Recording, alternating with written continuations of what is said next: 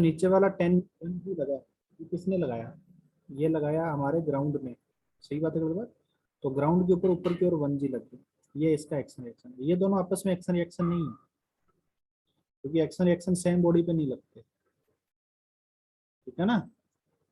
ए ने इसको यस। खींचा, ए ने इसको खींचा, तो इसलिए ए के ऊपर 10 न्यूटन का इसने लगाया, ब्लॉक ने ए पे लगाया और ए ने ब्लॉक पे लगाया। ग्राउंड ने ब्लॉक पे लगाया तो ग्राउंड ने, सॉरी, ब्लॉक ने ग्राउंड पे लगाया, ये एक्शन रिएक्शन है। समझ में आ रही है बात? तो ये एक्शन रिएक्शन नहीं है। समझा सर। आगे चलते हैं।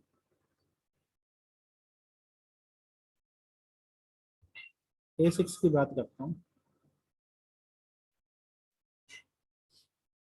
A6 में क्या बोल रहा है कि fully fictional countries identify the action reaction pairs within a blow, draw the FBD।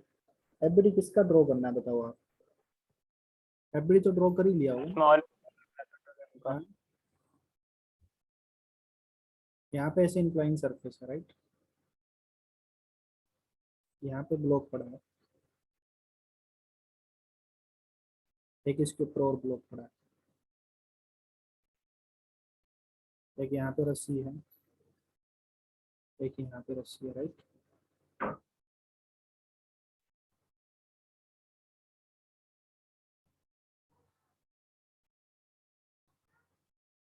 यहाँ पे पुली है और ये पुली यहाँ से टेस्ट, ठीक है। अब आप क्या चाहते हो? ये कैपिटल एम हो गया, ये स्मॉल एम हो गया। कैपिटल एम का एफडी बनाते हैं, कैपिटल एम का। तो सबसे पहले तो इस पे नॉन कॉन्टेक्ट फोर्स दिखा दो, तो एमजी हो गया। उसके बाद इसकी बाउंड्री ड्रॉ करो, तो आपको पता लग गया कि एक कॉन्टेक्ट सरफेस तो यहाँ पे, एक कॉन्टेक्ट सरफेस यहाँ पे, एक यहाँ पे रस्सी कॉन्टेक्ट में है। तो रस्सी इस पे टेंशन हाँ लगा सर। रही है, ये ऊपर वाली सरफेस इस पे नॉर्मल फोर्स लगा रही है और नीचे वाली सरफेस इस पे नॉर्मल फोर्स लगा रही है, राइट। ग्रेविटी तो वर्टिकली हाँ डाउनवर्ड, सर। अर्थ तो नीचे की ओर है, ऐसे थोड़ी खींचेगी, अलोंग द इंक्लाइन थोड़ी खींचेगा एमजी। एमजी तो हाँ वर्टिकल। सर, तो नीचे ही खींचेगी। ये तो हो गया कैपिटल एम का। स्मॉल एम का एफबीडी बनाते हैं, तो ये स्मॉल एम हो गया। स्मॉल एम के ऊपर भी नॉन कॉन्टैक्ट फोर्स लग गया सबसे पहले एमजी। इसकी बाउंड्री ड्रॉ करी तो यहाँ पे पता चला कि कॉन्टैक्ट सरफेस केवल यहाँ पे है और एक यहाँ पे रस्सी है, ठीक है ना। तो रस्सी तो लगा रही है इस पे टेंशन टी, और यहाँ पे इस स्मॉल एम ने कैपिटल एम को N1 से दबाया था, तो कैपिटल एम इसको N1 से दबाया था। अरे हाँ, है ना। अब बात ये कि एक्शन रिएक्शन बताने हैं। तो ये N1 किसने लगाया? कैपिटल एम ने लगाया स्मॉल एम पे, तो स्मॉल एम ने भी कैपिटल एम पे N1 लगाया। तो ये अगर एक्शन है तो ये रिएक्शन है, right? ये टेंशन रस्सी ने लगाया, तो रस्सी के ऊपर जो टेंशन लग रही है, यहाँ पे रस्सी जो है, ये रस्सी के ऊपर, यहाँ पे ये कॉन्टेक्ट पॉइंट पे देखो, ब्लॉक को रस्सी खींच रही है और रस्सी को ब्लॉक खींच रहा है, तो ये दोनों आपस में एक्शन रिएक्शन है। अरे हाँ, है ना। हाँ सर। Yes sir. इसी तरीके से कैपिटल एम के केस में भी यहाँ पे रस्सी होगी, ये वाली रस्सी, ये वाला कॉन्टेक्ट पॉइंट हो गया उस केस में, तो ये वाला टेंशन, ये एक्शन रिएक्शन है। और इधर इंक्लाइन ने इस पे N2 लगाया, तो इंक्लाइन की बात करें तो इंक्लाइन के ऊपर भी N2 लग रहा है, तो ये दोनों एक्शन रिएक्शन है। आप ये देखो कि ये किसने लगाया, तो रिएक्शन उसी पे होगा, ठीक है ना, जिसने लगाया है ना उसी पे रिएक्शन होगा। ये एमजी किसने लगाया? ग्राउंड ने लगाया, तो ग्राउंड के ऊपर ही कैपिटल एमजी ऊपर लगाया, तो ये दोनों एक्शन रिएक्शन है। ये स्मॉल एमजी भी किसने लगाया? ग्राउंड ने लगाया, तो स्मॉल एमजी भी ग्राउंड के ऊपर क्यों लगा, तो ये दोनों भी एक्शन रिएक्शन है, राइट।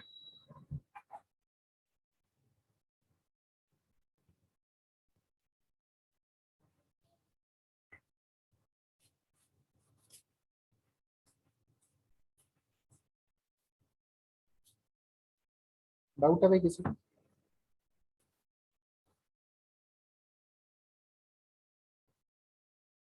A7 का सर तो एफबीडी में वही फोर्स दिखाते हैं जो उस पर लग रही है, जो वो लगा रहा है वो उसको नहीं दिखाते ना। क्या कह रहे हो?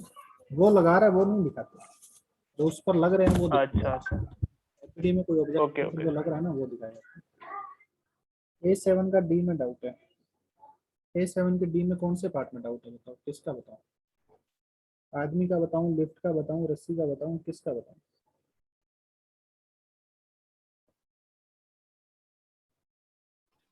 सर मैन का। मैन का बता देते हैं। ये लिफ्ट के अंदर आदमी खड़ा है, ठीक है। आदमी का एक बार एफबीडी बना देते हैं, तो आदमी को सबसे पहले बाहर कर लो। एक तो आदमी के ऊपर नॉन कॉन्टेक्ट फोर्स एमजी लगा दिया ग्राउंड ने। अब ये आदमी जो है ये नीचे सरफेस को दबा रहा है, खड़ा है इसके ऊपर, सरफेस को दबा रहा है। तो ये सरफेस आदमी के ऊपर नॉर्मल लगा रही है, बस। और कहीं आदमी कांटेक्ट में नहीं है, केवल सरफेस के कांटेक्ट में है। ये आदमी का एफबीडी बन गया। सर तो नॉर्मल लिफ्ट में भी लगेगा क्या? हाँ लिफ्ट पे लग रहा है ना। लिफ्ट का एफबीडी बना देता हूँ, देखो। तो लिफ्ट का एक तो कॉन्टेक्ट सरफेस यहाँ पे आदमी के साथ, एक यहाँ पे है टेंशन, एक एमजी लग रहा है लिफ्ट के ऊपर, एक ऊपर टेंशन लग रही है लिफ्ट के ऊपर, एक यहाँ पे आदमी इसको उसको दबा रहा है। समझ में आ रही है बात?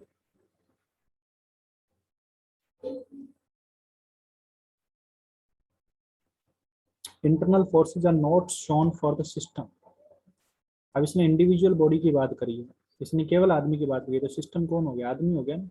तो लिफ्ट इसके लिए एक्सटर्नल हो गया। इंटरनल मतलब ये नहीं है कि लिफ्ट के अंदर बैठा था इसका इंटरनल हो गया। समझ में आ रही है? Internal forces are not shown for system. अगर सिस्टम और आदमी और लिफ्ट को दोनों को एक साथ स्टडी कर रहे होते ना, तो ये नॉर्मल को नहीं शो किया जाता, क्योंकि लिफ्ट और आदमी के बीच में लग रहा है एन वाला, ठीक है ना। लेकिन अपन आदमी को अकेले को पढ़ रहे हैं, तो आदमी के ऊपर लिफ्ट क्या हो गया? एक्सटर्नल हो गया ना। तो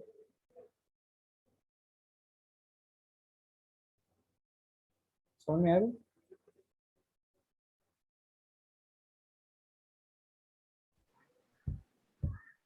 सर तो जो आदमी पे एमजी लगा है उसका रिएक्शन क्या है? आदमी पे एमजी किसने लगाया?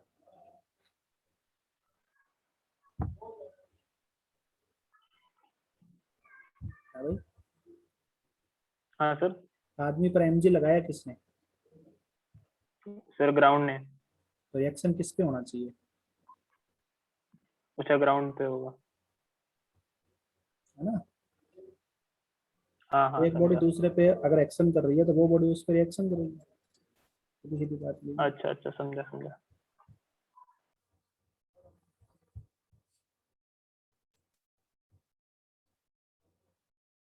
पार्ट 2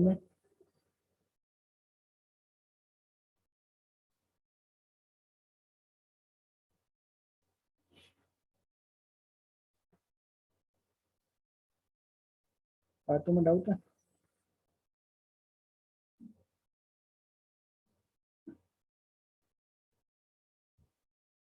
पार्ट 2 का A2 बताना है क्या?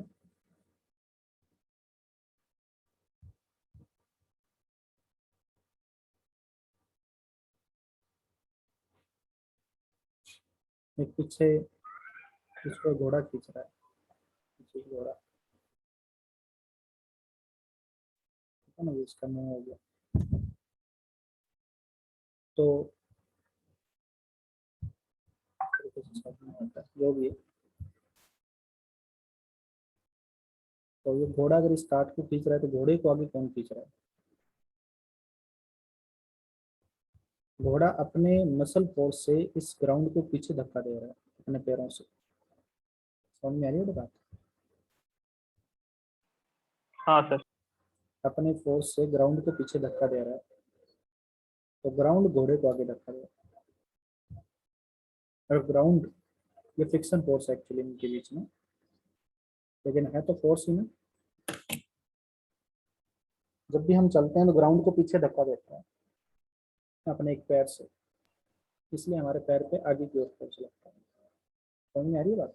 वो अपने ग्राउंड लगाता है। तो घोड़े को आगे चलने के लिए आगे की ओर उस पर जो फोर्स लगा रहा है वो ग्राउंड लगा रहा है, ठीक है।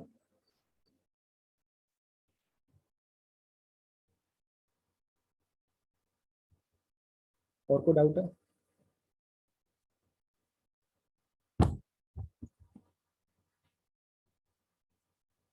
अब बताइए लास्ट क्लास में कहाँ तक पढ़ा है? सर बोलिए। सर एक्सरसाइज 1 पार्ट 1 वाले का जो A7 था ना, उसका जी में भी था डाउट।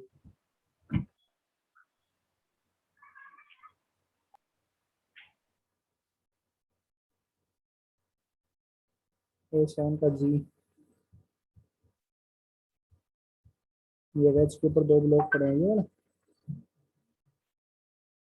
हाँ सर, वो इसमें कौन से पार्ट में डाउट है ये बता। सर उसमें वो किसी एंगल पे लगेगा क्या फोर्स? कौन सा फोर्स, किसका बना सर है? मतलब उसमें अल्फा और बीटा एंगल्स उसमें दिए हुए ना, किसका तो जो बनाएंगे नॉर्मल फिर? रिएक्शन। सर M1 का। M1 का बनाया। तो M1 का एफबीडी बनाया तो सबसे पहले तो नॉन कॉन्टैक्ट फोर्स ग्रेविटी नीचे लग गया। कॉन्टैक्ट सरफेस कहाँ है? यहाँ है। कॉन्टैक्ट सरफेस के परपेंडिकुलर नॉर्मल लग गया, यहाँ पे टेंशन लग गया,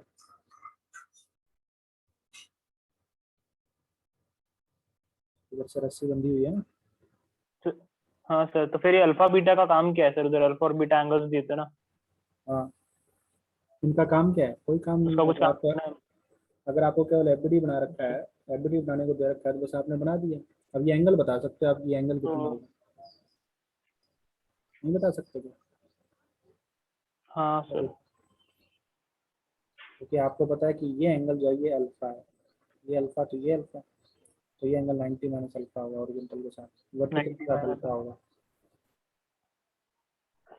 ठीक है। तो नॉर्मल वर्टिकल के साथ अल्फा एंगल पे जाएगा, हाँ सर, बस ये काम है। समझा समझा। ओके। और कोई डाउट है? नहीं हाँ जी बताइए, कहाँ तक पढ़ाया था लास्ट क्लास में?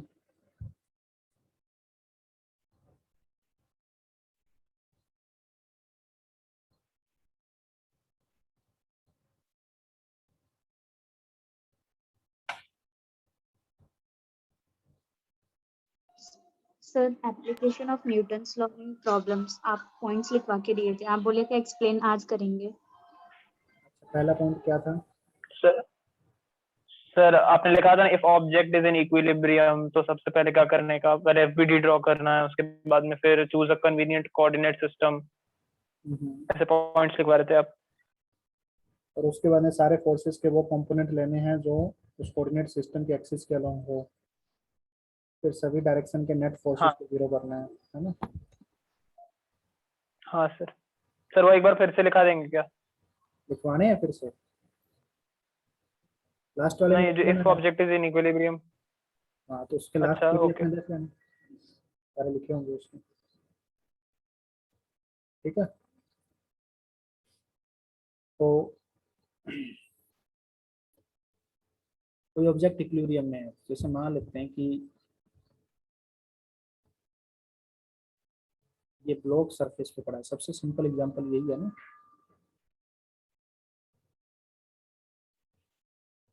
और इसमें नॉर्मल की वैल्यू निकालनी है, find the magnitude value of normal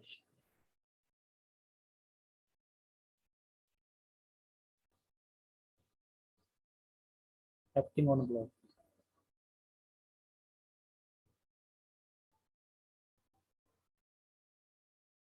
इस ब्लॉक का अगर एफबीडी बनाओ तो सबसे पहले उसने ये बोला कि एफबीडी बनाओ, एफबीडी बना दिया, नीचे की ओर एमजी, ऊपर की ओर नॉर्मल, राइट। अरे हाँ है ना। हाँ सर।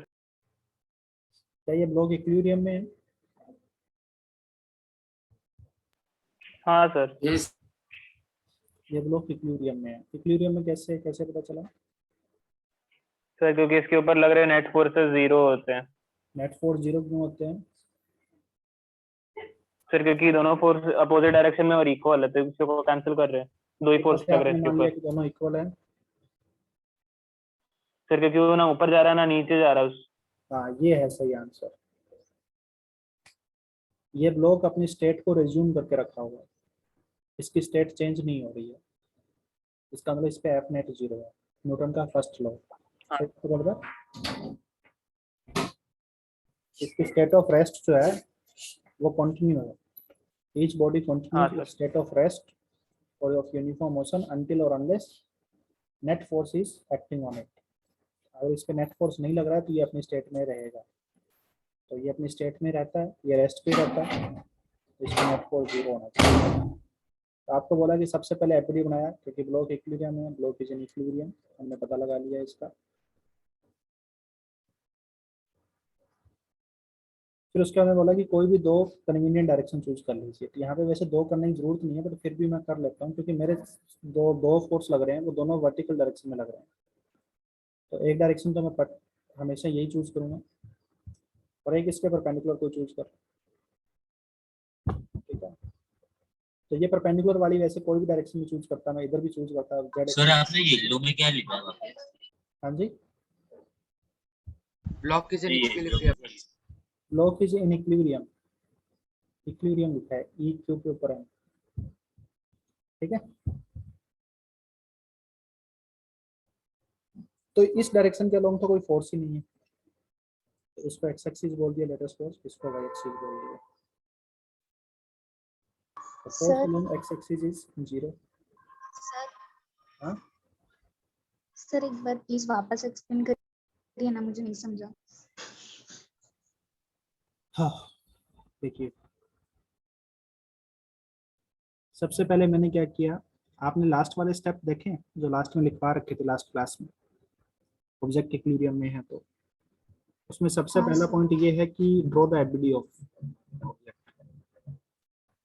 इस ब्लॉक का एबीडी बनाया, नीचे की ओर एमजी, ऊपर की ओर नॉर्मल, राइट है ना, नीचे की ओर एमजी, ऊपर की ओर नॉर्मल ड्रॉ कर दिया। उसके बाद हमने ये बोला कि चूज द टू एक coordinate system, convenient coordinate system. तो मेरे को ये देखना है कि जिस डायरेक्शन में मेरे मैक्सिमम फोर्स लग रहे हैं, कौन सी डायरेक्शन लग रहे हैं, वर्टिकल डायरेक्शन में। तो एक एक्सिस तो मैंने ये चूज कर ली कोऑर्डिनेट सिस्टम की। कोऑर्डिनेट सिस्टम में 3 एक्सिस होती है ना, एक्स वाई जेड, तो एक एक्सिस तो मैंने ये चूज कर ली, एक एक्सिस मैंने ये चूज कर ली, ठीक है। जेड एक्सिस भी चूज करना चाहो तो कर लो, कोई दिक्कत नहीं है। बट बात यह कि ना तो एक्स एक्सिस के अलोंग कोई फोर्स है, ना ही जेड एक्सिस के अलोंग कोई फोर्स है, राइट। तो यहाँ पे मैं लिख रहा हूँ कि forces along the X axis is 0, no force acts along X axis in X axis. इसके बारे में तो कोई बात ही नहीं करनी। अब वाई एक्सिस के अलोंग देखिए, वाई एक्सिस के अलोंग इस पे दो फोर्स लग रहे हैं, एक ऊपर की और एक नीचे की ओर। कोई एक डायरेक्शन को पॉजिटिव मान लीजिए, लेट अस सपोज ऊपर वाले फोर्स को पॉजिटिव मान लिया, तो नीचे वाले फोर्स को नेगेटिव ले लिया। As block is in equilibrium, तो नेट फोर्स क्या होना चाहिए, 0। तो नॉर्मल की वैल्यू किसके बराबर आ गई, mg के बराबर। समझ में आ रही है बात? ये तरीका सीखना जरूरी है। वैसे तो आप वैसे देखते ही बता दिए सर नॉर्मल की वैल्यू mg के बराबर होगी। अरे हाँ है ना, हाँ सर ये तो इसमें ज्यादा। ऊपर जितना फोर्स है उतना ही फोर्स नीचे होना चाहिए। नॉर्मल mg नहीं है, mg एक अलग से फोर्स है, नॉर्मल एक अलग से फोर्स है, इन दोनों की वैल्यू इक्वल है, ठीक है ना। तो ये मत सोचे कि अर्थ ऊपर कैसे फोर्स लगाने लग गई है mg, नॉर्मल और mg की वैल्यू इक्वल है, राइट। आगे चलो, हाँ इसी सर। तरीके से एक सिंपल सा एग्जांपल आप ये वाला ले सकते हो।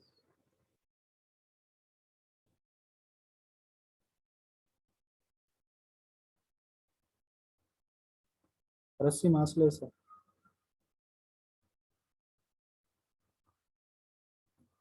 find the tension in the string।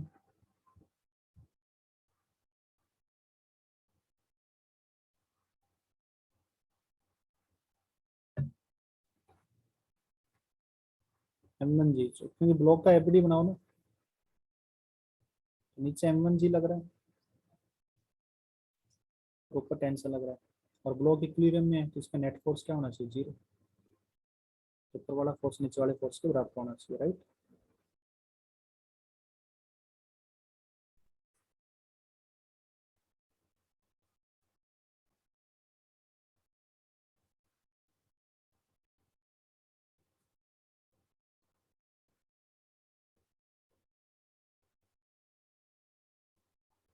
अरे समझ में आया भाई? हाँ सर। अगर इसी क्वेश्चन में सर एक मिनट सर, पीछे वाला स्क्रीन दिखाओ ना।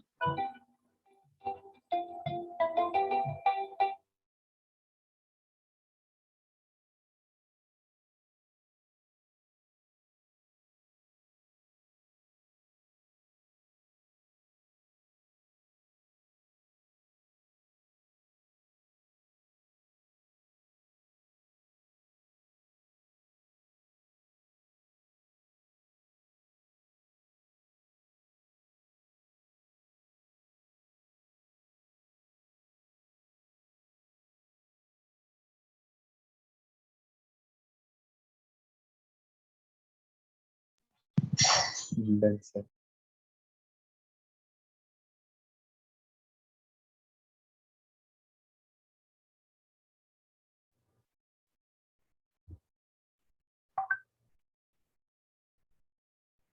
हाँ जी, आगे चलता हूँ।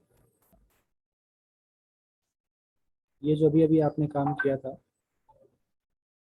ये नीचे ब्लॉक M1 है, रस्सी मासलेस है। अब रस्सी का भी मास है, आपको बताना है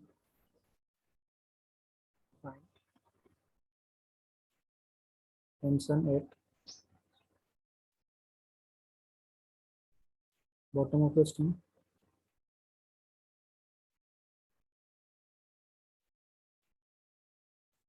टॉप ऑफ द स्ट्रिंग,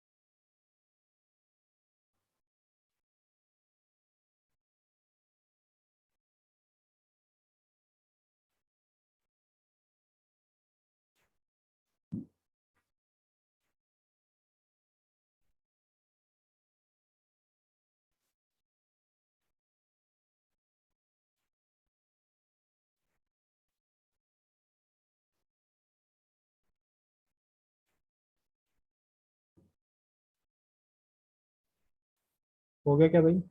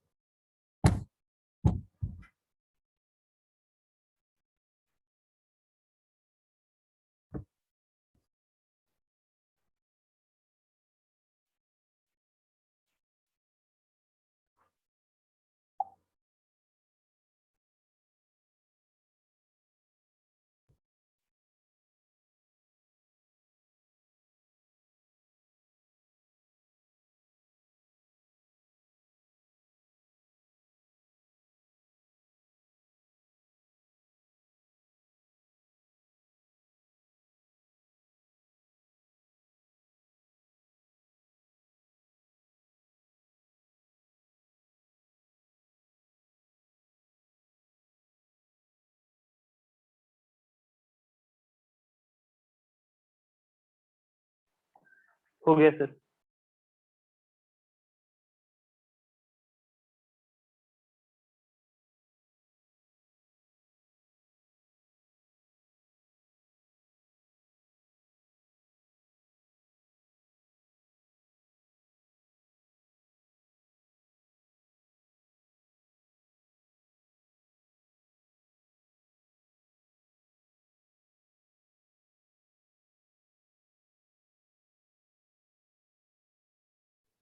सबसे पहले बॉटम ऑफ द स्ट्रिंग पे निकालते हैं।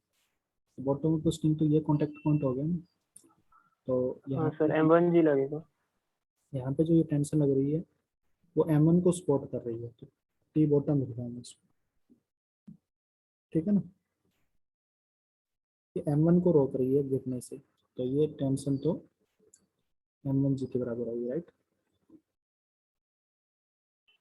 हाँ सर, दूसरी वाली आएगी MG प्लस M1G। यहाँ की बात करें टॉप वाली की, तो टॉप वाली जो ब्लॉक है उसके लिए हमने क्या लिया, इसको सिस्टम ले लिया, रस्सी प्लस ब्लॉक को, ताकि इसके बीच में जितनी भी टेंशन लग रही है वो सारी क्या हो जाए, इंटरनल फोर्स हो जाए। सही बात है मतलब, हाँ सर। इस रस्सी के अंदर जितने भी फोर्स लग रहे हैं वो सारे क्या हो जाए, इंटरनल फोर्स हो जाए इनके बीच में, इसके पार्टिकल्स के बीच में। तो यहाँ पे एक्सटर्नल फोर्स केवल बाहर की छत के द्वारा होगा, ये टॉप, बाकी सब क्या हो गया, इंटरनल हो गए, और एक नीचे हो गया mg, दोनों का सिस्टम का mg हो गया m1 plus m2 right. M2G, हाँ सर। अब ये सिस्टम है इक्विलिब्रियम में, तो T top should be equal to m plus m1 into G. M plus M1G, हाँ सर। अब बात आती है मिड पॉइंट की, यहाँ पे टेंशन निकालिए mid point. Sir M/2G plus M1G। तो जहाँ पे टेंशन निकालनी है ना, उसको सिस्टम का भाग नहीं ले सकते, वहाँ पे आपको सिस्टम को वहाँ से ब्रेक करना पड़ेगा, तभी तो वो फोर्स निकाल पाओगे ना।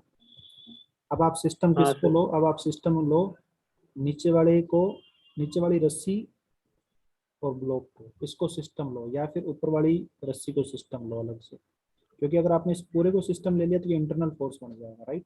तो फिर तो इसको निकाल ही नहीं पाओगे। हाँ सर। तो आप नीचे वाली हाफ रस्सी, ऊपर वाली रस्सी तो हो ही थी, और नीचे वाली हाफ रस्सी और ब्लॉक को आपने सिस्टम ले लिया, राइट। तो ये हो गया मिड पॉइंट। अरे हाँ है ना, ये छत हो गई। हाँ सर। तो टी मिड पॉइंट पे जो टेंशन लग रही है वो टी एम लिख देता हूँ मैं इसको, यहाँ पे भी टी एम लग रही है। अब आपने सिस्टम नीचे वाले को ले लिया, ताकि ये बॉटम वाली टेंशन और ये यहाँ पे बीच में जितनी भी टेंशन लग रही है वो सब क्या हो जाए, इंटरनल फोर्स हो जाए। इंटरनल। तो नीचे वाली रस्सी का जो मास है, आधी रस्सी है ना, आधी रस्सी का मास m/2 होगा, M/2, इसका M1। इस पे mg लग रहा है, m/m1g प्लस m/2g, राइट। हाँ सर। तो टी मिडल मिडल वाली जो रस्सी है इस पूरे सिस्टम को सपोर्ट करके रखा हुआ है, ये पूरा सिस्टम इक्विलिब्रियम में है, तो जितना ऊपर टेंशन है उतना नीचे फोर्स है इस पूरे सिस्टम। हाँ सर। अरे हाँ है ना? Yes sir. ये मिड पॉइंट पे होगा, कर लो भाई। आप इसको रस्सी, हाँ ऊपर सर। वाली रस्सी से भी कर सकते हो, ठीक है ना, आप इसको भी स्टडी कर सकते हो कि यहाँ पे टॉप के ऊपर जो टेंशन है वो कितनी है, ये टॉप है, राइट। और इसका mg लग रहा है नीचे की ओर, m/2g इस हाँ रस्सी। सर। तो यहाँ पे आप ये इक्वेशन भी लगा सकते थे, टी टॉप और नीचे के दोनों फोर्स इक्वल होने चाहिए, T top should be equal to T M plus m/2g, right. तो टी एम की वैल्यू हाँ कितनी सर। बराबर आ जाएगी, टी टॉप कितना निकाला था हमने, M plus M1 into G. m plus m1 into जी और माइनस m/2g, ये किसके बराबर है, m1g प्लस m/2g, राइट। ये हाँ ऊपर वाली सर। रस्सी से भी सॉल्व कर सकते हो आप इस चीज को, ये रस्सी से सॉल्व कर लिया, ये नीचे वाले सिस्टम से सॉल्व कर लिया आपने। अरे हाँ है ना, हाँ सर। कैसे भी कर सकते हो मिडल वाला टेंशन निकालने के लिए। आगे चलो,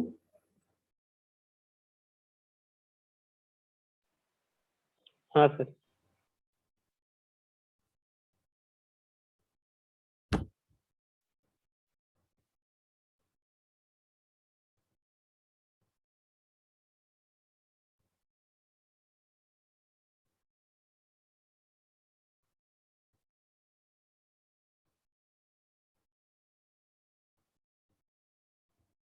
find normal at each surface.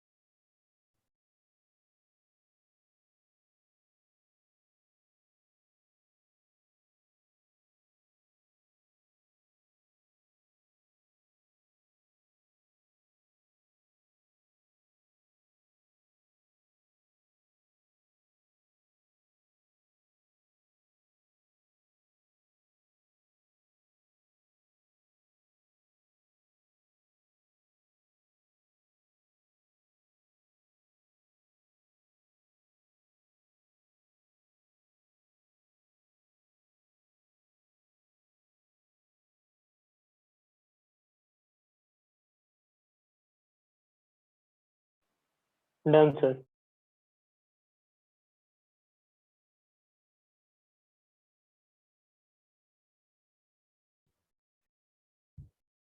Value of normal निकालनी है बेटा इसमें। लास्ट क्लास में बस नॉर्मल ड्रॉ करने के लिए बोला था, वैल्यू बतानी है। हाँ सर हो गया।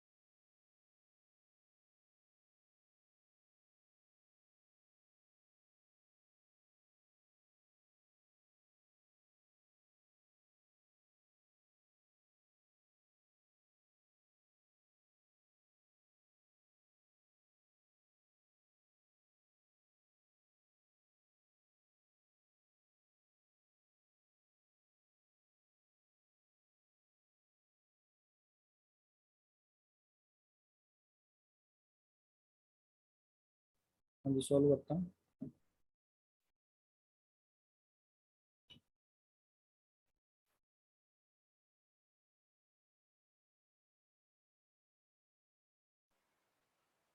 सर दो ही सरफेस बनेगा ना इसमें, तो एक तो M1 M2 के बीच में और एक M2 और ग्राउंड के बीच में। M1 का एपली बनाते हैं। नॉर्मल अपने को पहले वाली सरफेस के बीच में निकालना है ना, यहाँ वाला। ये सरफेस 1 होगी, ये सरफेस हाँ 2। अगर मैं सिस्टम ले लूंगा तो सरफेस 1 का नहीं निकाल पाऊंगा। पहले तो एक बार सिस्टम ही ले लो, तो सरफेस 2 का तो निकालें फिर, है ना। उसमें फिर सरफेस 1 का नहीं आएगा क्योंकि वो इंटरनल हो गया। M1 प्लस M2 को सिस्टम ले लिया मैंने, ठीक है बेटा। उसमें फिर M1 और M2 के बीच में जो नॉर्मल लग रहा है ना, उसको कंसीडर नहीं करना पड़ेगा। अरे हाँ है ना। हाँ सर। तो इस पे एक तो ग्रेविटी लग रहा है नीचे की ओर दोनों पे, M1 जी। M1G plus M2G। और ये सिस्टम है इक्विलिब्रियम में, तो यहाँ पे जो नॉर्मल लग रहा है नीचे वाले सरफेस पे, वो M2 मान लेते हैं। इसके बराबर ही होगा। तो ये पूरा सिस्टम को ये N2 जगह बैलेंस कर रहा है, किसको, M1 प्लस M2। N2 की वैल्यू M2G। आ गई ना। अब आपको निकालना है हाँ सर। N1 निकालना है। तो अब सिस्टम नहीं लोगे, सिस्टम लोगे तो फिर N1 तो इंटरनल बन जाएगा, इसलिए अलग से हाँ सॉल्व करोगे। तो इस पे नीचे लग रहा सर है N M1G हो जाएगा। और यहाँ पे लग रहा है N1। N1 की वैल्यू किसके बराबर होनी चाहिए, N1 जी के बराबर। Sir M1G। इक्विलिब्रियम में है ना। हाँ हाँ ले सकते हो आप। M1 और M2 को अलग से भी सोल्व कर सकते हो। जैसे आप N2 निकालने के लिए सिस्टम नहीं लिया, मान लेते हैं आपने। आपने पहले N1 निकाल लिया, N1 निकाल लिया यहाँ से। अब आप M2 का एफडी बनाओ, राइट। M2 का एफडी बनाओगे तो M2G, यहाँ पे एक N1 और यहाँ पे M2। अरे हाँ है ना। हाँ सर। अब ये सारे फोर्स बैलेंस होने चाहिए, ऊपर वाले फोर्स नीचे वाले फोर्सेस के बराबर होने चाहिए। ऊपर कौन है, N2 है, नीचे कौन है, N1 और M2G। अब N1 की वैल्यू आप निकाल चुके हो, M2 की वैल्यू क्या आ गई, M2G। वैसे भी कर सकते हो, दोनों को अलग अलग सोल्व कर लो। और उसमें फिर ऊपर वाले का रिजल्ट आपको यूज करना पड़ेगा, है। N1 निकाल के फिर उसके रिजल्ट को यूज करना पड़ेगा। और यहाँ पे आपको N1 निकालना ही नहीं पड़ेगा, सिस्टम लेके करोगे तो डायरेक्ट M2 निकाल दो। अरे हाँ है ना।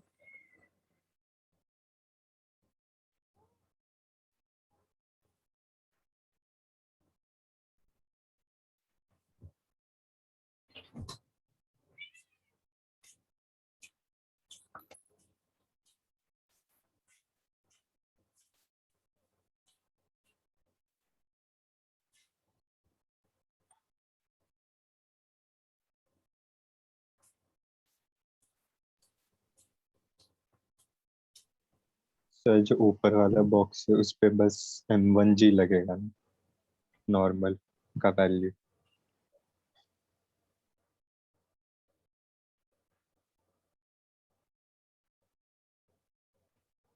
जी क्या बोल रहे हो आप?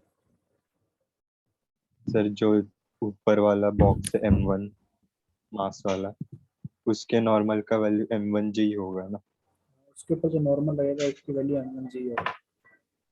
ओके। ये है ना अपने यहाँ पे, ये तो आगे चलो।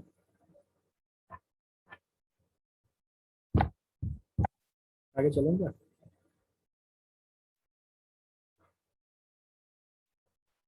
हाँ सर।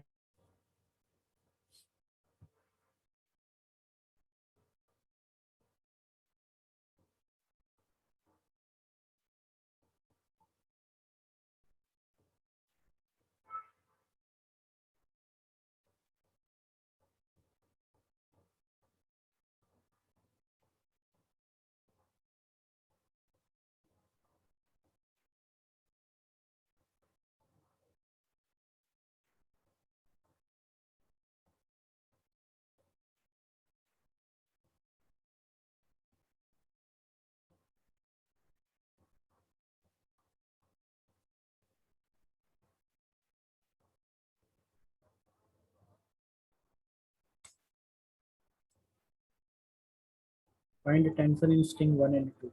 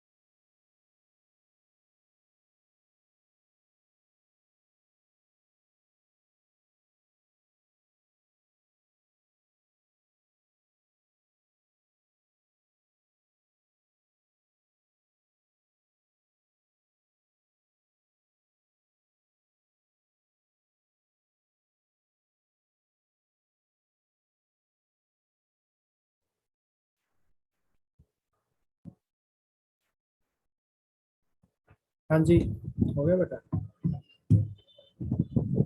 T2 50 तो नहीं है। अच्छा पहले T3 निकालो, T3 कितना है?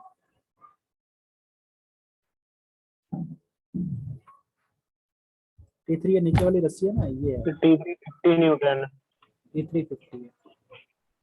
अब एक बात बताओ, T1 और T2 निकालना है, T3 पता है, मतलब मैं किसका एफडी बनाऊं, क्या करूं कि मेरे को T1 T2 और T3 जिसमें आ जाए?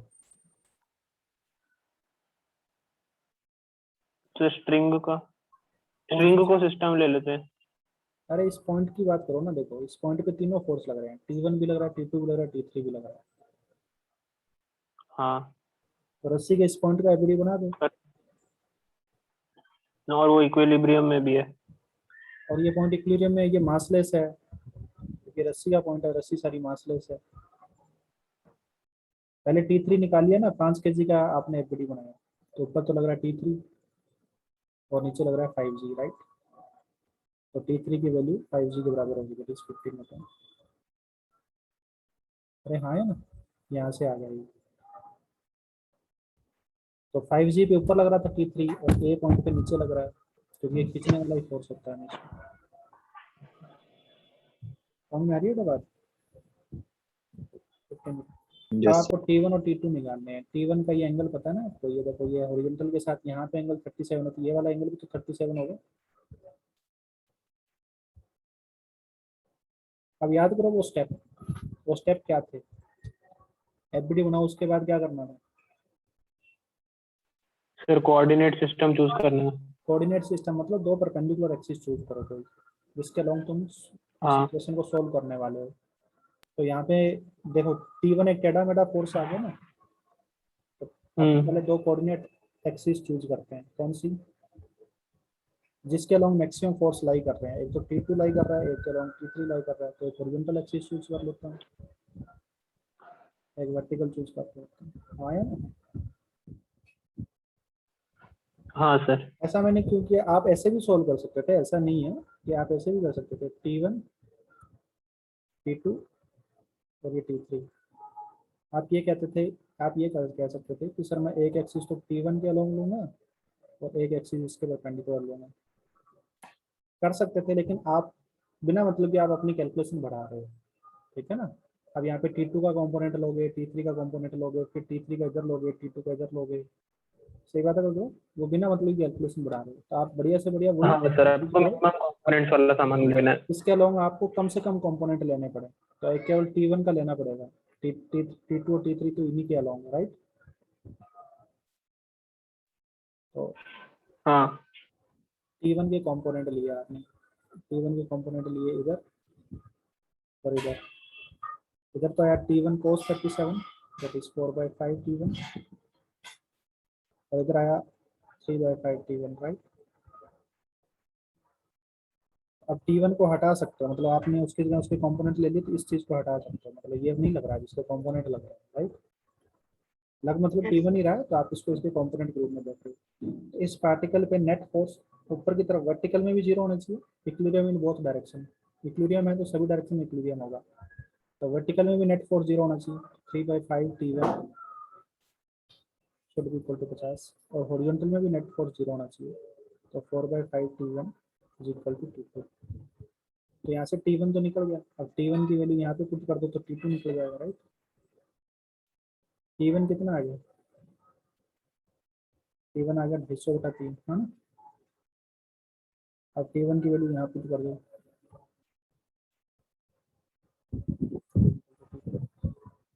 तो ये आ गया 200/3, राइट? समझ गया बेटा मेरी बात?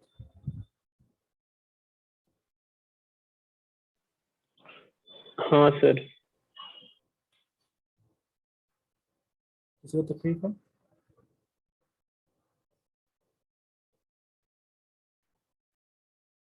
No sir.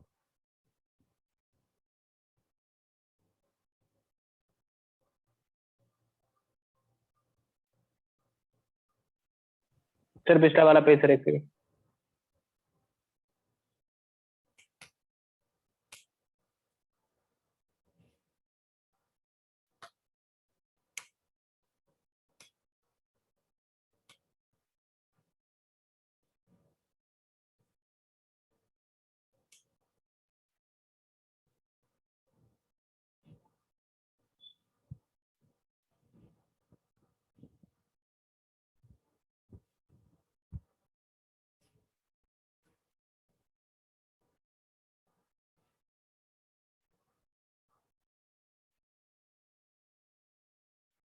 हाँ done sir.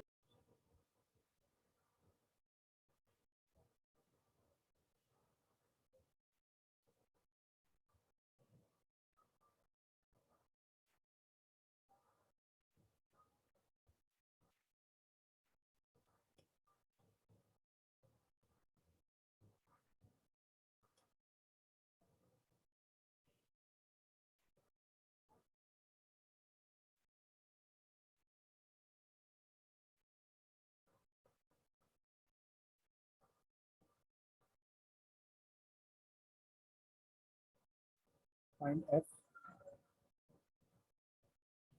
normal overload m1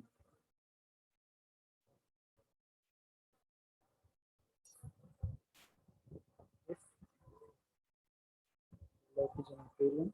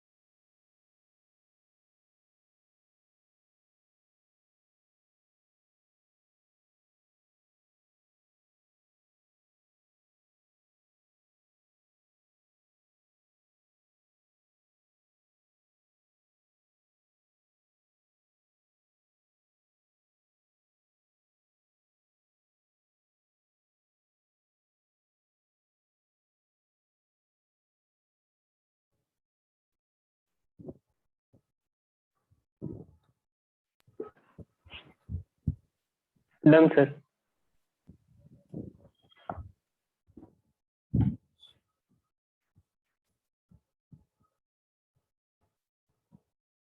normal 30 तो नहीं है बेटा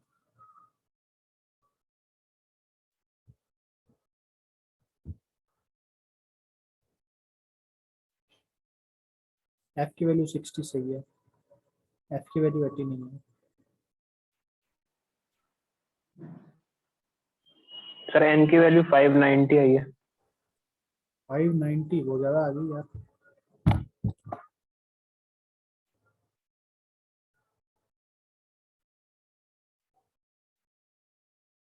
नॉर्मल की वैल्यू 80 नहीं है भाई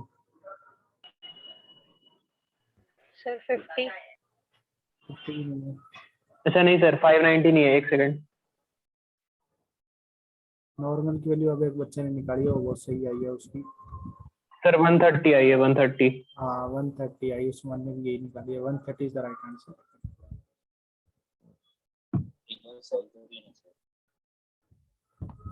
लोग का एफडी बनाया आपने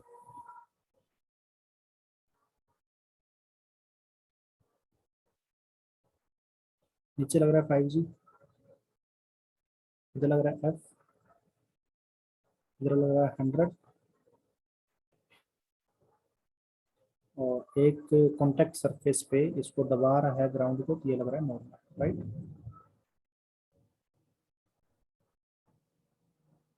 यही फोर्स है ना। हाँ choose the two convenient coordinate system, तो दो एक्सिस चूज करने हैं, कौन सी ले, एक हॉरिजॉन्टल और एक वर्टिकल, बढ़िया रहेगी सबसे, केवल 100 के कंपोनेंट लेने पड़ेंगे। तो 100 का वर्टिकल के साथ 37 डिग्री एंगल है, 100 के दो कंपोनेंट ले लिए, 100 cos 37 कितना आ गया बेटा, 80, 100 sin 37, 60। तो मैंने एक तो ये वाली एक्सिस चूज कर ली, एक ये वाली एक्सिस चूज कर ली, ये दोनों इक्विलिब्रियम में है, वर्टिकल में भी इक्विलिब्रियम है, हॉरिजॉन्टल में भी इक्विलिब्रियम है। तो वर्टिकल में कौन कौन से फोर्स लग रहे हैं, नीचे 80 लग रहा है, 50 लग रहा है, ऊपर लग रहा है M। तो ऊपर वाले force should be equal to नीचे वाला फोर्स, ताकि नेट जीरो हो जाए। सॉरी ये 50 है नीचे वाला, 130 न्यूटन, राइट। ये नॉर्मल आ गया। हॉरिजॉन्टल के F राइट में और लेफ्ट में 60, F की वैल्यू 60 में, अरे हाँ है ना।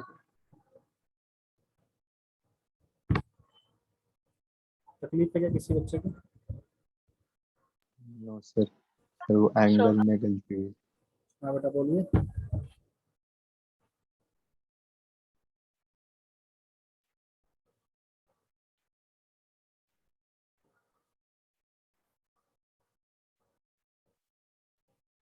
कर लो नॉर्मल, अभी 50 से ज्यादा है भाई, क्योंकि नीचे की ओर दो फोर्स लग रहे हैं, 80 भी लग रहा है, आप दबा भी रहे हो और उसका खुद का वेट भी है।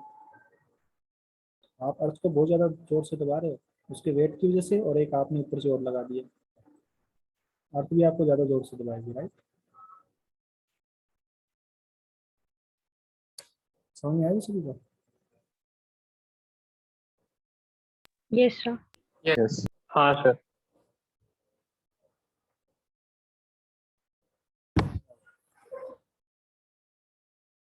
अगर ऑब्जेक्ट इक्विलिब्रियम में नहीं है, second case,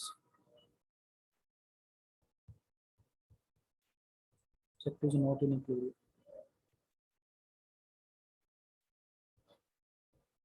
that is object is accelerating, सही बात बोल रहे हो?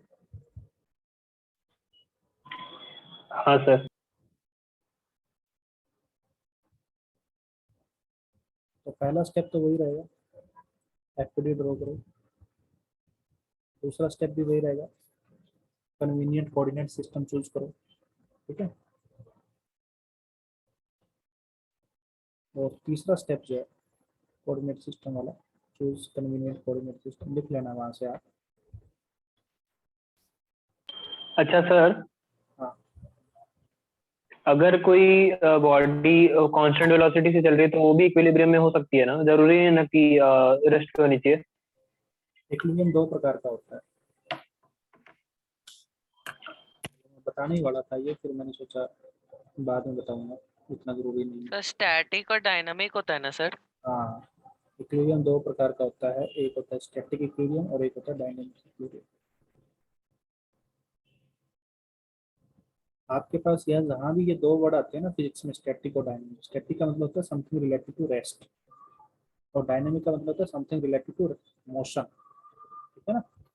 जैसे रिजिड बॉडी डायनामिक्स, तो रिजिड बॉडी के मोशन के बारे में पढ़ना, आगे चैप्टर आएगा रिजिड बॉडी डायनामिक्स, आए।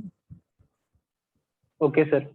और स्टैटिक, जैसे हमारे पास फ्रिक्शन के अंदर आएगा स्टैटिक फ्रिक्शन, और जब बॉडी रेस्ट पे होती है तो उस पर फ्रिक्शन लगता है, ठीक है ना। तो ये रेस्ट ओके सर। इलेक्ट्रोस्टैटिक आएगा, इलेक्ट्रोस्टैटिक मतलब charge at rest, electro charge हो गया, स्टैटिक मतलब रेस्ट, तो स्टैटिक वर्ड रेस्ट से रिलेटेड है। इक्विलिब्रियम मतलब इक्विलिब्रियम है तो फोर्स तो जीरो है ही, और स्टैटिक हाँ इक्विलिब्रियम फोर्स तो जीरो ही रहेगा। जीरो है, रेस्ट पे है। डायनेमिक है मतलब फोर्स तो इक्विलिब्रियम है तो फोर्स तो जीरो है ही, और डायनेमिक है हाँ मतलब वेलोसिटी जीरो नहीं है, वेलोसिटी कांस्टेंट है। यूनिफॉर्म है, कांस्टेंट है। फोर्स 0 है तो यूनिफॉर्म हाँ। है, राइट? हाँ, और 4 तो एक्सेलरेट तो हो ही नहीं सकता। हाँ, समझा? ठीक है ना। तो दो प्रकार के इक्विलिब्रियम, तो चलते हुए ऑब्जेक्ट का भी इक्विलिब्रियम होता है, वो डायनेमिक इक्विलिब्रियम होता है, राइट? हाँ सर। तो एफडी ड्रॉ किया आपने, फिर कोऑर्डिनेट सिस्टम चूज करो। उसके बाद में जब एफ नेट 0 कर रहे थे ना, जहाँ पे ईच एक्सिस के अलोंग, अब वहां पे आपको क्या करना है, एफ नेट बराबर मास इनटू एक्सेलेरेशन, ये इक्वेशन लगाना है। और इसमें भी जो एक्सिस आपने ली है उन सभी एक्सिस के अलोंग अलग अलग लगानी है, एक्स डायरेक्शन की अलग से, वाई डायरेक्शन की अलग से, बताया था ना ये, Yes, sir. Z direction. हाँ हाँ, ये बताया था। ठीक है ना। एक्स डायरेक्शन का नेट फोर्स अलग से, mass into acceleration of X होगा बस। वाई डायरेक्शन का net force mass into acceleration of Y होगा, ये होगा। अब ये इक्वेशन लगाने से कुछ वेरिएबल आ सकते हैं, तो आपको मैथमेटिक्स का इतना ज्ञान होना चाहिए कि अगर दो इक्वेशन है, सॉरी दो वेरिएबल है, तो उनको सोल्व करने के लिए दो इक्वेशन की जरूरत होती है। सही बात है लगभग? हाँ सर। दो वेरिएबल को सोल्व करने के लिए दो इक्वेशन चाहिए, तीन वेरिएबल को सोल्व करने के लिए तीन इक्वेशन चाहिए। 3 इक्वेशन चाहिए। इसी तरीके से कितने भी वेरिएबल है, n वेरिएबल हैं, तो उनको सोल्व करने के लिए n इक्वेशन चाहिए, राइट? ये सबको पता है। तो यहाँ से आपके पास इक्वेशंस आएगी। अब डिपेंड करता है कि आपके पास नंबर ऑफ वेरिएबल कितने हैं उन इक्वेशन में, जिनकी वैल्यू निकालनी है आपको, और नॉन वैल्यूज कितनी है। तो अगर वेरिएबल ज़्यादा है, इक्वेशन कम है, तो फिर कोई और ऑब्जेक्ट का एफडी बनाओ उसी सिस्टम में, और फिर उस पर इक्वेशन लगाओ, तो हो सकता है आपके पास वेरिएबल सॉल्व हो जाए। ठीक है ना, नंबर ऑफ इक्वेशन सफिशिएंट हो जाए। सुनने मेरी बात? हाँ सर। जैसे कि मैं एक क्वेश्चन देता हूँ आपको, सिंपल सा ही। सबसे पहले सबसे सिंपल क्वेश्चन से चालू करता हूँ।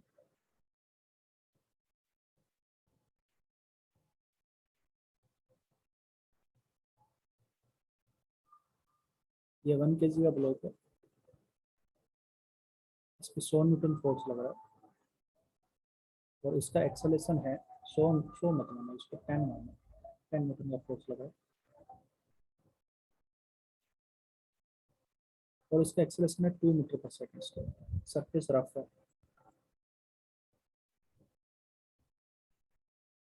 रफ है मतलब स्मूथ नहीं है। Find friction force acting on it, friction force acting on block.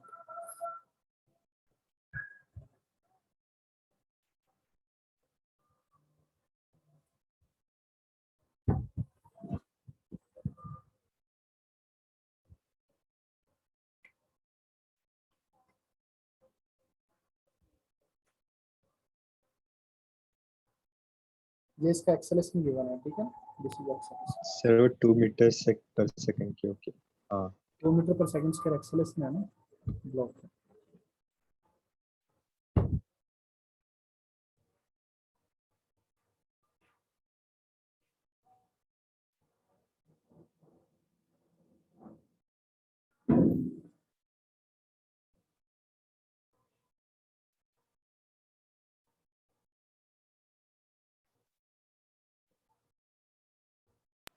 Sir 2 Newton.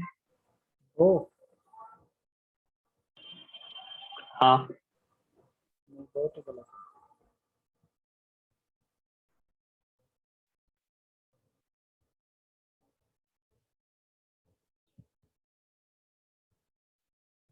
देखो एफबीडी बनाओ, एक्सेलेरेटिंग ऑब्जेक्ट है ना, एफबीडी बनाओ, कोऑर्डिनेट सिस्टम चूज करो, एफ नेट की इक्वेशन लगाओ। एफबीडी बनाया 1 kg, 8 Newton is the right answer, 8 Newton is the right answer. 1 kg अब लोग, एक तो इस पे mg लग गया, एक इस पे नॉर्मल लग गया, तो वर्टिकल वाले वैसे बनाने का कोई फायदा नहीं है, क्योंकि अपने को पता है कि वर्टिकल में तो इक्विलिब्रियम है। ये ब्लॉक वर्टिकल में क्या है, इक्विलिब्रियम, वर्टिकल का फोर्स बैलेंस हो रहा है, हाँ सर। नीचे जाता है। आया, वर्टिकल में इसकी पोजीशन जो है वो वर्टिकल के अंदर इक्विलिब्रियम है, कोई दिक्कत नहीं। हाँ। बनाते हैं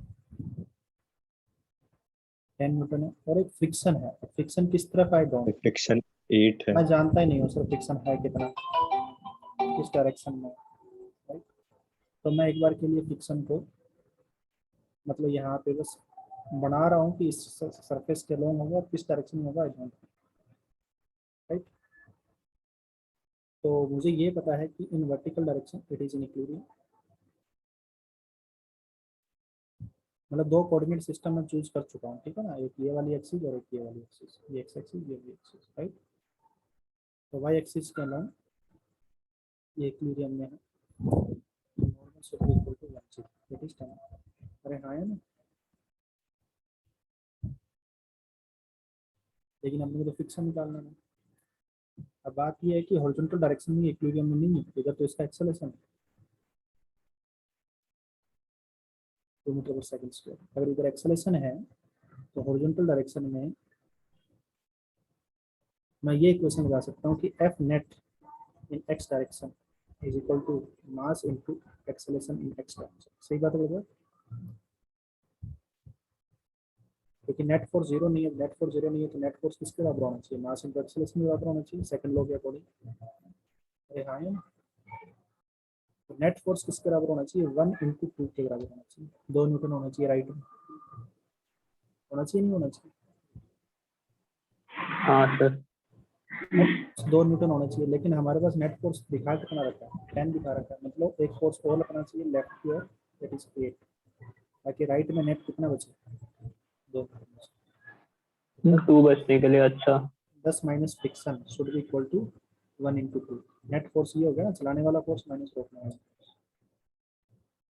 राइट का फोर्स माइनस लेफ्ट का फोर्स, तो friction should be equal to 2 sorry 8 newton in left direction. समझ में आ रही है बात? हाँ सर। तो आपको सर सबसे तो मेन चीज, एक्सेलरेशन सबसे आपको मेन चीज ये ध्यान रखनी होती है कि यहाँ पे एफ नेट लिया जाता है। बच्चे जनरली क्या करते हैं, जो फोर्स एक्सटर्न लगा रहे हैं ना 10 न्यूटन, वही मास इनटू एक्सेलरेशन कर देते हैं। नेट फोर्स लिया जाता है, सारे फोर्स का सम लिया जाता है, ठीक है ना, is equal to mass into acceleration. Okay sir. 10 आगे की ओर, फ्रिक्शन पीछे की ओर। मान लिया कि फ्रिक्शन पीछे की ओर, क्योंकि तभी तो ये 2 आएगा, प्लस कर लो तो फ्रिक्शन की वैल्यू -8 आ जाएगी। मतलब प्लस करने का मतलब ये है कि आपने 10 की जो डायरेक्शन लिया ना वही फ्रिक्शन की डायरेक्शन ली है। समझ में आ रही है बात? अगर मैं इस इक्वेशन को ऐसे लिख देता कि 10 प्लस फ्रिक्शन, मुझे तो पता नहीं है ना फ्रिक्शन किस तरफ लग रहा है, इज इक्वल टू 1 इंटू 2। तो मतलब मैंने 10 की डायरेक्शन और फ्रिक्शन की डायरेक्शन को सेम लिया, तभी तो डायरेक्शन साइन को सेम ले रहा हूँ, इसको भी प्लस ले रहा हूँ, इसको भी प्लस ले रहा हूँ, राइट। तो फ्रिक्शन की वैल्यू -8 आ जाती है, और -8 आने का मतलब ये है कि जो हमने डायरेक्शन ली है वो गलत ले ली, तो उसके अपोजिट है फ्रिक्शन। अरे हाँ है ना,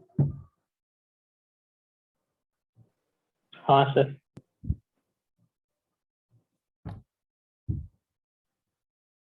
तकलीफ है भाई किसी को?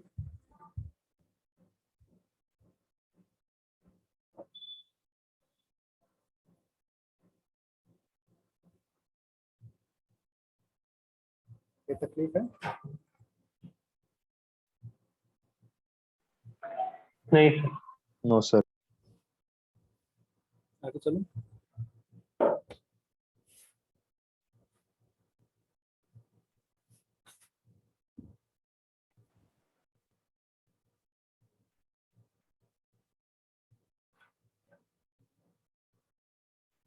हम्म, ना लिखो।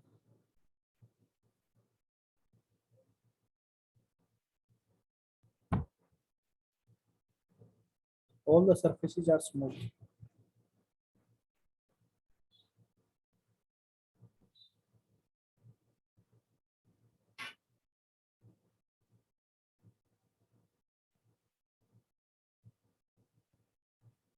चौबीस न्यूटन का फोर्स लगाया।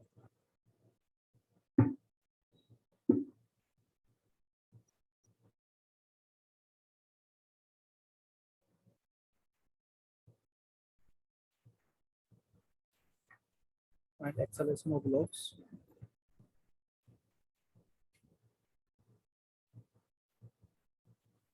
चलो इससे पहले एक बार सिंपल करवाता हूँ, थोड़ा टफ हो जाएगा आपके लिए। एक और क्वेश्चन दे देता हूँ, एक बार वो कर, ठीक है, फिर ये कर।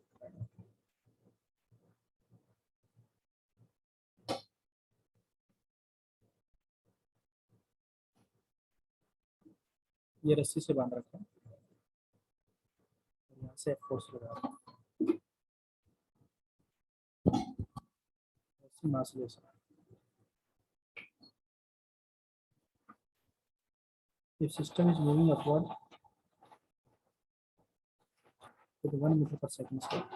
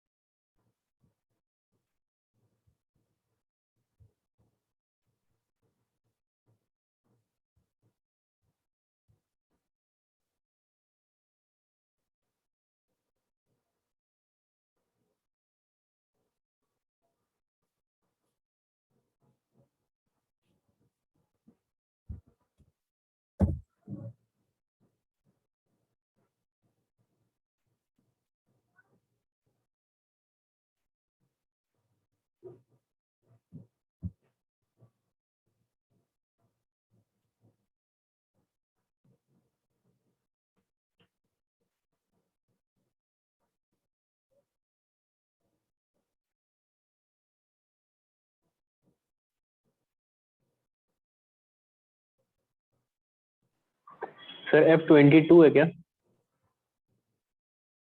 22 is the right answer.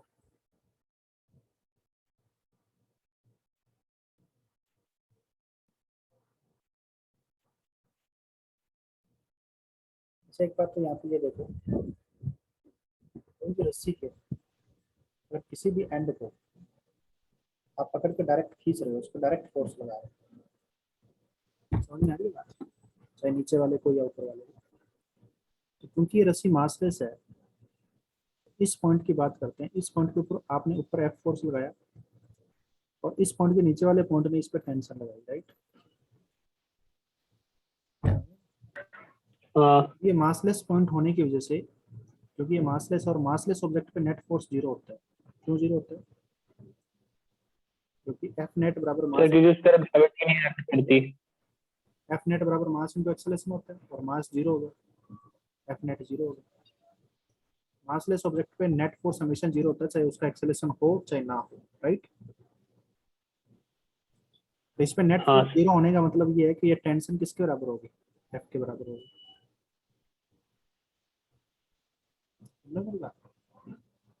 तो जो भी आप डायरेक्ट फोर्स लगाते हो वही रस्सी के अंदर टेंशन हो जाती है। अब टेंशन यहाँ पे अगर एफ है तो सब जगह एफ है, क्योंकि मासलेस रस्सी है। तो जो भी डायरेक्ट फोर्स लगाते हो वही टेंशन होती है हर जगह रस्सी के अंदर। समझ में आ रही है बात? हाँ, मासलेस स्ट्रिंग के एंड पे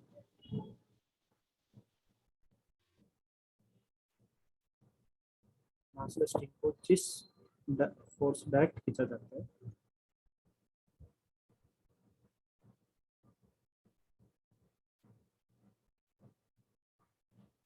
खींचा गया, वही उसमें टेंशन है, वही फोर्स के इक्वल उसमें टेंशन होता है। समझ में आ रही है बात?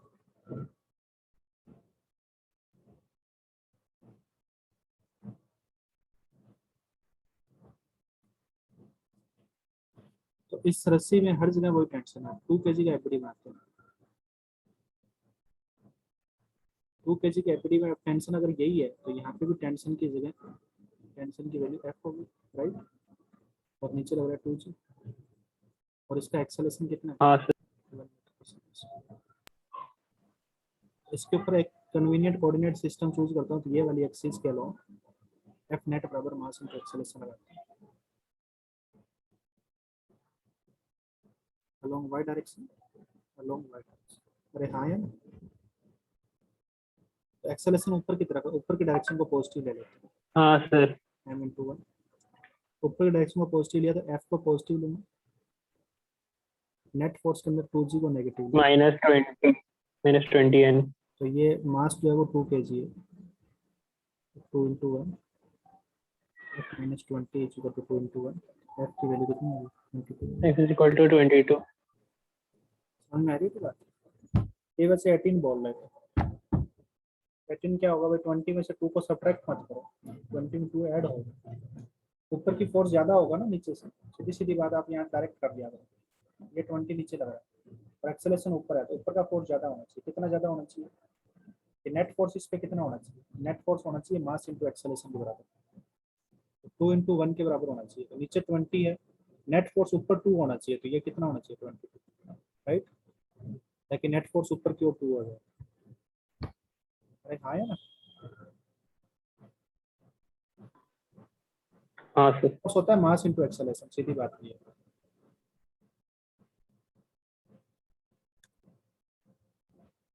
तकलीफ है भाई किसी को? और एक्सेलेरेशन के डायरेक्शन में ही नेट फोर्स होता है, क्योंकि ये इक्वेशन बनती है ना कि F net is equal to mass into acceleration, तो एक्सेलेरेशन की डायरेक्शन में ही नेट फोर्स होता है। वेक्टर की डायरेक्शन तो सेम होगी ना, लेफ्ट हैंड साइड और राइट हैंड साइड। एक्सेलेरेशन ऊपर है तो नेट फोर्स ऊपर होना चाहिए, हाँ सर। राइट।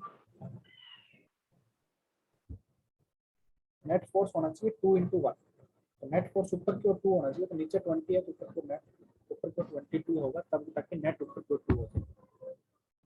चले आगे। हाँ सर। अगर इसी रस्सी का मास दे देता है, ये 2 kg था, 1 kg की रस्सी है और यहाँ पे फोर्स लग रहा है, और ये एक्सेलेरेशन 1 मीटर पर सेकंड स्पीड से ऊपर है। Find F.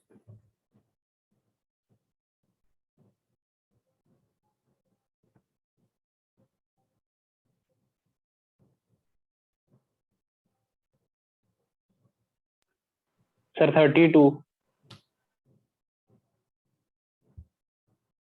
32। हाँ सर।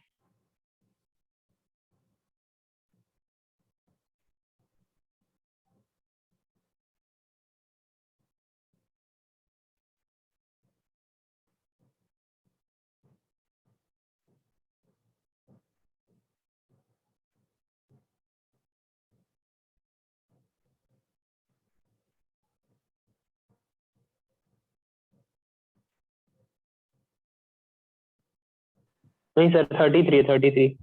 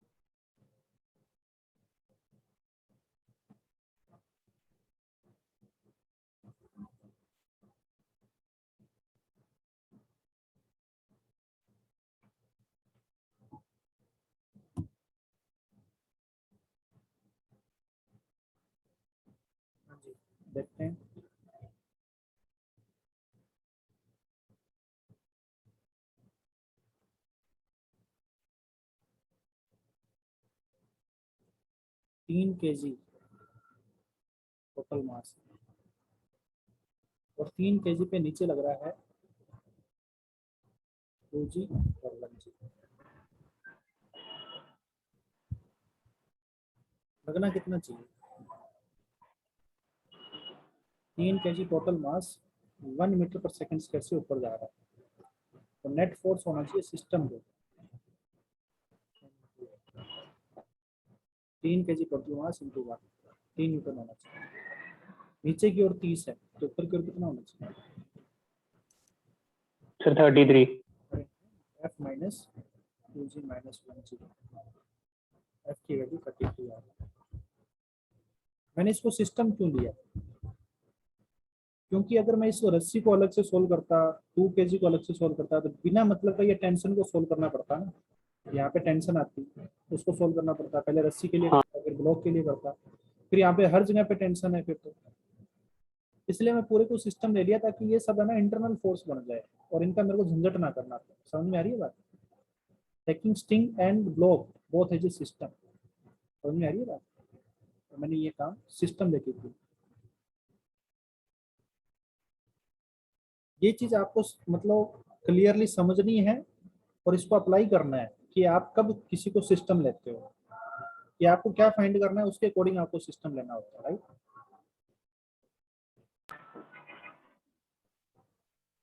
अरे हाँ यार, ये इंपॉर्टेंट पॉइंट है, इसके अंदर सीखने वाली चीज है। किसको सिस्टम क्यों लिया, हमारे दिमाग में कैसे आएगा?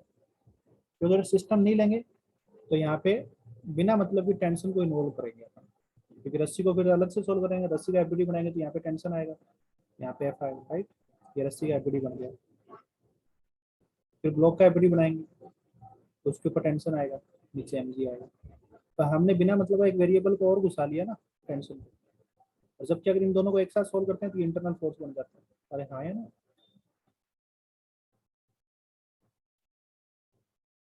हाँ सर। इसलिए दोनों को सिस्टम लेके सोल्व किया, क्योंकि अपने को केवल ये एक्टिव निकालना। अरे हाँ या ना बोलो, तो तुम समझ में आया? हाँ हाँ सर सर। समझा। एक क्वेश्चन है, ये घर से करके लाना। Find the acceleration of the blocks and normal acting between them.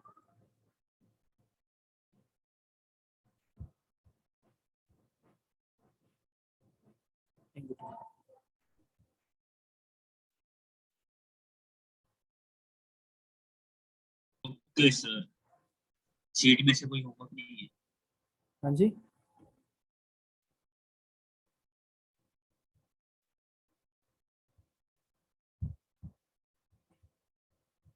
ठीक है भाई।